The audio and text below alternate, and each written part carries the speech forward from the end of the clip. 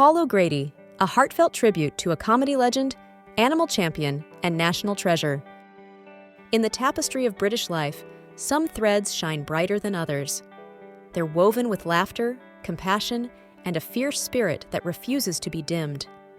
PaulOGrady was one such thread, a vibrant, unforgettable presence who touched the hearts of millions.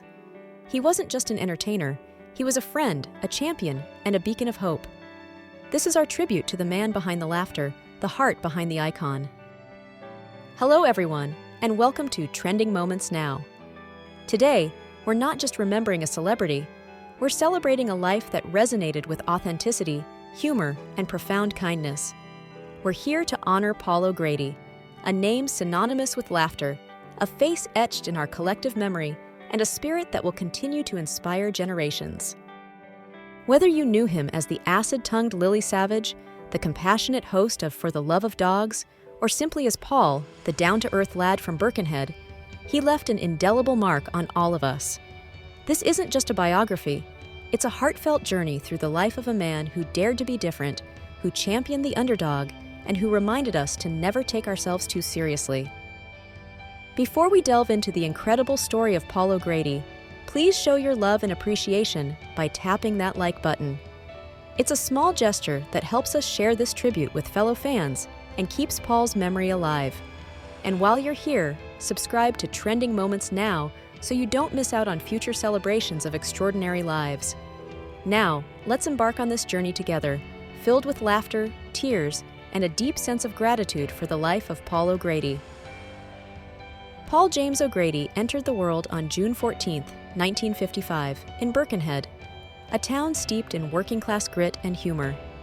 Growing up in post-war Britain, life wasn't always easy, but it instilled in Paul a resilience and a sharp wit that would become his trademarks. He often joked about his Irish Catholic upbringing, saying it was brilliant for guilt, terrible for self-esteem. But it was this very background, with its strong female figures and its inherent sense of community, that shaped the character of Lily Savage. Paul's early life experiences provided the raw material for his comedic genius, transforming hardship into humor and creating a character that resonated with audiences across the nation. In the 1970s, while working as a social worker in Camden, Paul took his first tentative steps onto the stage in drag. It was a moment that would change his life forever, giving birth to the iconic Lily Savage. Lily was more than just a character. She was an embodiment of working-class sass, a fearless truth-teller, and a champion for the marginalized. Imagine a blend of Joan Rivers' sharp wit, a scouse docker's bluntness, and a barmaid's no-nonsense attitude. That was Lily Savage. With her bleach-blonde beehive, heavy eyeliner, and leopard print dresses that screamed defiance, Lily was a force to be reckoned with. And her mouth? It could cut through steel, delivering scathing one-liners with impeccable timing. Paul drew inspiration for Lily from the strong women he knew growing up, the aunties, the pub regulars, the matriarchs who ruled their families with an iron fist and a heart of gold. He wasn't just dressing up, he was channeling an entire culture of resilience, humor, and unwavering spirit. In the 1980s and 90s, Lily Savage became a fixture on the gay bar and cabaret circuit, most famously at the Royal Vauxhall Tavern. Her performances were legendary, filled with outrageous humor, political commentary, and a genuine connection with her audience. One particular night, during a police raid fueled by AIDS panic, Lily fearlessly took the mic and roasted the officers, turning a moment of fear into one of defiance and laughter. Paul's work as Lily was never just about entertainment. It was about visibility, about giving a voice to a community that was often ignored or marginalized. He used his platform to challenge prejudice, to celebrate diversity, and to remind everyone that laughter is a powerful weapon against injustice. By the mid-1990s, Lily Savage had clawed her way from the dimly lit pubs of London to the bright lights of national television. Her breakthrough came with Blankety, the iconic game show known for its chaotic humor and celebrity guests. When Lily took over hosting duties from Lee Dawson, it wasn't just a change of presenter, it was a cultural earthquake. For the first time, a drag queen was hosting a mainstream family show on British TV, challenging societal norms and opening hearts and minds across the country. Lily managed to walk the tightrope between outrageous and endearing, delivering jokes that were just risque enough to make your nan chuckle while still flying under the BBC's radar. It was comedic genius at its finest. But eventually, Lily's heels were hung up, and Paul stepped out of the wig and into the warm embrace of daytime television. The PaulOGrady Show wasn't just another talk show. It felt like coming home, like sitting down with a cup of tea and a biscuit, gossiping with your funniest friend. Whether he was interviewing A-list celebrities, reading letters from viewers, or showcasing talented animals, Paul created an atmosphere of intimacy and genuine connection. And let's not forget his hilarious interactions with the crew, the spontaneous banter with his producer, and the random people who would wander onto set mid-show.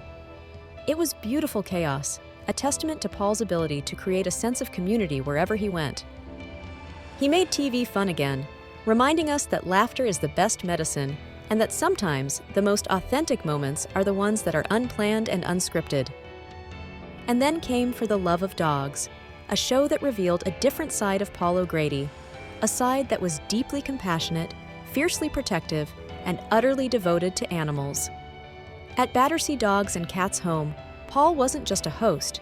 He was a champion, a friend, and a lifeline for countless abandoned and neglected animals. The show wasn't glossy or overly sentimental. It was real, raw, and honest.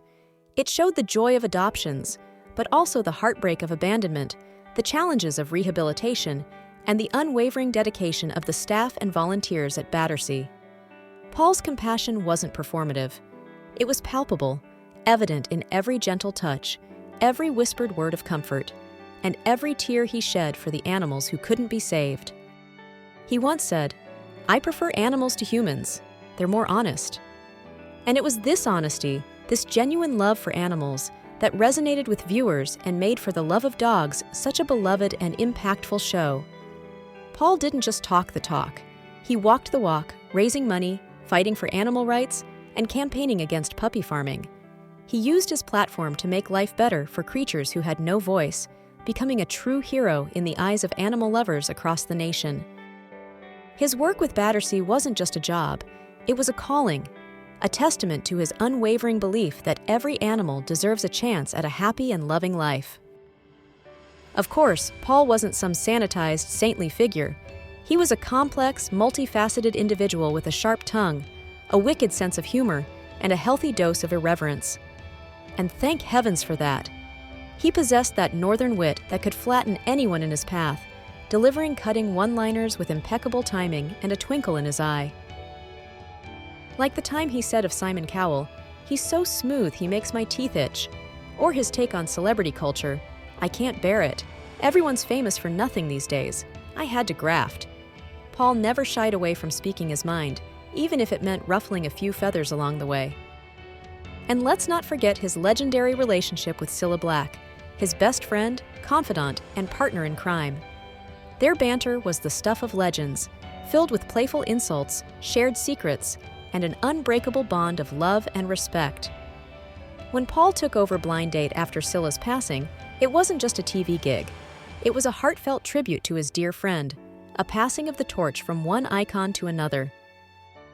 He honored her memory with every cheeky comment, every awkward contestant, and every hilarious episode, ensuring that Cilla's spirit lived on through the show. Off camera, Paul was famously private, preferring a quiet life in Kent with his husband, Andre, surrounded by his beloved animals. His home was a sanctuary, a haven filled with dogs, pigs, goats, sheep, and a whole menagerie of rescued creatures. He wasn't chasing fame or hobnobbing with celebrities. He was happiest in his wellies, mucking out stables, baking for his neighbors, and simply enjoying the simple pleasures of life. Isn't that beautiful? That someone so larger than life, so beloved by millions, was also grounded, humble, and content with a life of simplicity and purpose. In interviews, he spoke openly about his battles with depression, the loss of friends to AIDS, and the challenges of fame, never sugarcoating life, but always finding the humor, always finding the light. And maybe that's the secret to PaulOGrady's enduring appeal. His ability to connect with people on a human level, to share his vulnerabilities, and to remind us that even in the darkest of times, there's always hope, always laughter, and always love. When Paul O'Grady passed away, it felt like we'd lost more than just a star. We'd lost a friend, a mentor, and a source of inspiration. We lost a pioneer, a disruptor, and a champion for the underdog, both literally and figuratively. But here's the thing. Paul O'Grady didn't just entertain us. He empowered us. He made queerness visible at a time when it wasn't safe, and he made kindness fashionable in a world that too often rewards cruelty. And every time we laugh at a bold joke, every time we stand up for someone marginalized, every time we choose compassion over convenience, we carry Paul with us, keeping his spirit alive in our hearts and actions. His legacy isn't just a single show, a character, or an award. It's in the ripple effect, the lives he touched, the laughs he shared, and the animals he saved. Paul, if you're listening, thank you. Thank you for every giggle, every tear, and every moment you reminded us to live boldly, love fiercely, and never take life or ourselves too seriously.